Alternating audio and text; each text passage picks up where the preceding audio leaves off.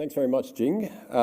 And it's a great pleasure to be able to introduce everyone tonight to CCA's latest online interactive global public opinion on China.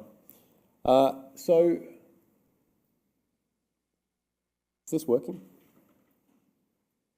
Okay, so you might wonder, what might Kenyan media sensations over railway projects, riots in Honiara, the capital of the Solomon Islands, and very orderly demonstrations by supporters of Myanmar's military regime have in common?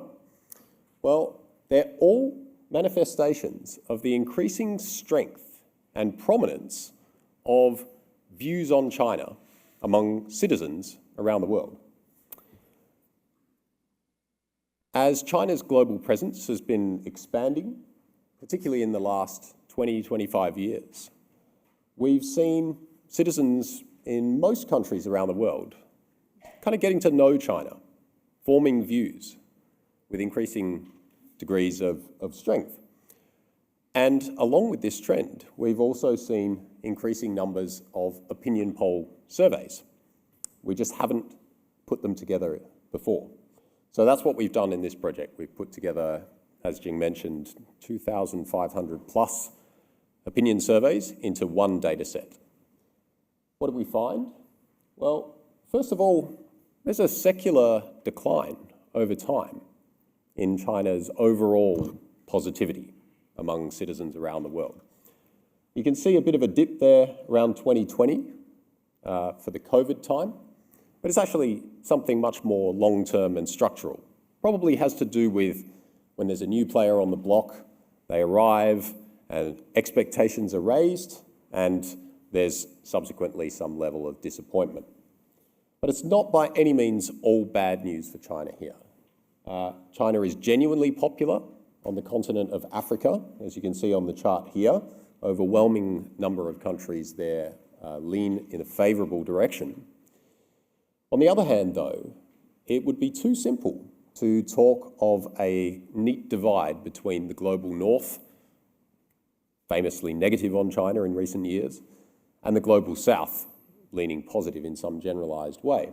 If we resize the map to show the countries by their population, as you can do with the interactive tool, and we filter it by the global south, you can see that actually, in particular, India, with its 1.4 billion population, which leans in a relatively negative direction in recent times, actually offsets the whole continent of Africa, which has a similar population and leans positive. You can see here, India has been broadly on trend with the rest of the world, leaning positive in the 2000s, roughly neutral in the 2010s, to firmly in negative territory since 2020, the flare-up of the border disputes as well as COVID. But we also found other surprising results in other parts of the global south.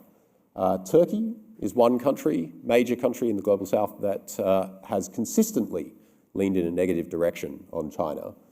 And Iran as well, despite the high-level accords that China has helped to broker between Iran and Saudi Arabia recently, and the generally close ties between Iran's rulers and the CCP. You can see the citizens have not shared a similar view. And then there's Latin America. So the largest country in Latin America, Brazil, shown here. China's had an approval rating there over a prolonged period of time, roughly equivalent to what it's enjoyed in many African countries, around about plus 30 or plus 40. Then everything changes with COVID. So Latin America is one place where COVID really was the game changer. You can see here that trend is repeated at the regional level, so you can find all of these views in the interactive feature online. So ultimately, what this resource is trying to do is really document and illustrate the process of citizens around the world getting to know China over time. So I'd encourage everybody to take a look at the resource. It's easily accessible from the CCA website. explore those regions and countries of the world that you're particularly interested in, and keep an eye out for further updates as we try to build out a multi-dimensional picture of global opinion on China.